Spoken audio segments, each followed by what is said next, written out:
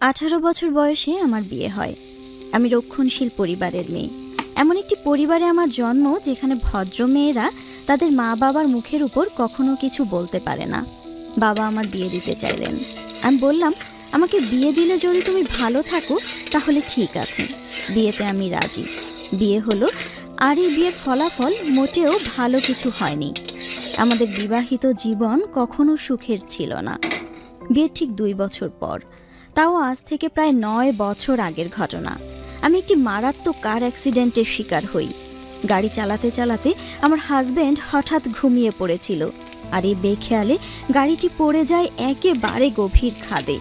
আমার হাজব্যান্ড গাড়ি থেকে পড়ে নিজেকে রক্ষা করে, কিন্তু আমি গাড়িটির মধ্যেই আটকে থেকে যাই।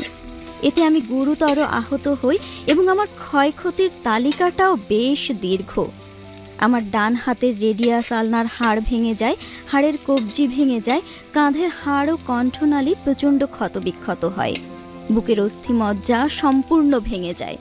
কিন্তু আমার যে ইনজুরিটি পুরোপুরিভাবে আমাকে বা আমার জীবনের মোড় ঘুরিয়ে দিয়েছিল, সেটা ছিল মেরুদণ্ডের ইনজুরিটি।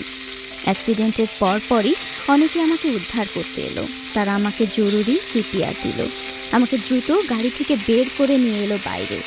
যখন তারা আমাকে গাড়ি থেকে উদ্ধার করে নিয়ে যাচ্ছিল, তখন মেরুদণ্ডহীন এক দলা মাংসের টুকরোর মতো অবস্থা ছিল আমার। আমার হাসপাতালে এই 2.5 মাসের অভিজ্ঞতা ছিল ভয়ঙ্কর। আমি হতাশার চূড়ান্ত অবস্থায় পৌঁছে গিয়েছিলাম। একদিন ডাক্তার এসে আমাকে বলল, আমি শুনেছি তুমি একজন চিত্রশিল্পী হতে চেয়েছিলে, কিন্তু বিয়ে হয়ে যাওয়ায় সেটা আর সম্ভব হয়নি। তোমার জন্য একটা খুব খারাপ সংবাদ আছে, তুমি আর কখনোই ছবি আঁকতে পারবে না। পরের দিন ডাক্তার এসে বলল, তোমার মেরুদণ্ডের অবস্থা এতই খারাপ যে এমনকি তুমি আর হাঁটতেও পারবে না। কথাটি শুনে আমি কেবল দীর্ঘশ্বাস ছাড়লাম। তার পরের দিন ডাক্তার এসে বলল, তোমার মেরুদণ্ডের ইনজুরি আর পিঠের হাড়গোড় এক হয়ে যাওয়ায় তুমি আর কখনো মাও হতে পারবে না। সেদিনই আমি খুব ভেঙে পড়ি। আমি নিজের অস্তিত্ব নিয়ে নিজেকে প্রশ্ন করি, তাহলে কেনই বা আমি বেঁচে আছি? কি দরকার বেঁচে থাকার? কিন্তু তারপর যেভাবে আমার নতুন যাত্রা শুরু হয়, সেই গল্পটি এবার বলি। একদিন আমি আমার ভাইদেরকে বললাম, আমি জানি আমার একটি হাত অকেজো, কিন্তু হাসপাতালের এই সাদা দেয়াল আর গায়ের এই সাদা স্কার্ফ দেখে দেখে আমি প্রচণ্ড ক্লান্ত হয়ে গিয়েছি। আমাকে রং আর কিছু ছোট ক্যানভাস এনে দাও, আমি ছবি আঁকতে চাই।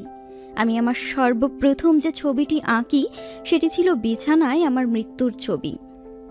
এটা যে আমার জন্য কি দারুণ একটা ঔষধ হিসাবে কাজ করেছিল তখন, সেটা আর বলার অপেক্ষা রাখে না। নিঃশব্দে যেন আমি আমার হৃদয়ের ছবিটাই ভেতর থেকে বাইরে বের করে নিয়ে এলাম। ছবিতে আমি আমার জীবনের গল্প বলতে পারতাম। মানুষজন আমার কাছে এসে বলতো, বাহ, কি অসাধারণ ছবি এঁকেছো তুমি, কি দারুণ রঙের খেলা দেখিয়েছো এখানে। কিন্তু কেউই এর ভেতরের যন্ত্রণাটা দেখতে পায়নি, যেটা শুধুমাত্র আমিই দেখতাম। সেদিন আমি সিদ্ধান্ত নেই, আমি শুধু নিজের জন্য বেঁচে থাকব। আমি আর অন্য কারো জন্য একজন পারফেক্ট মানুষ হতে চাইব না। আমি শুধুমাত্র নিজের জন্যই পারফেক্ট মানুষ হব।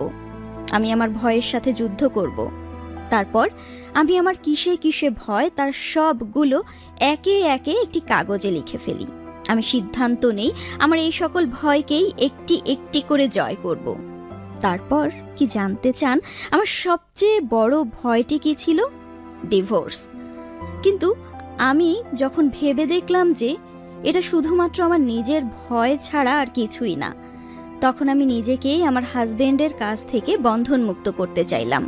আমি আমার আবেগের জায়গাটা ঠিক এমনভাবে শক্তিশালী করে ফেলি যে যেদিন আমি শুনলাম সে বিয়ে করতে যাচ্ছে, আমি তাকে একটি ছোট্ট টেক্সট পাঠাই। সেখানে লিখি, আমি খুবই খুশি হয়েছি, তোমার জন্য আমার শুভ কামনা রইল। এবং সে এখনও জানে তার জন্য সব সময় আমার শুভ কামনা আছে।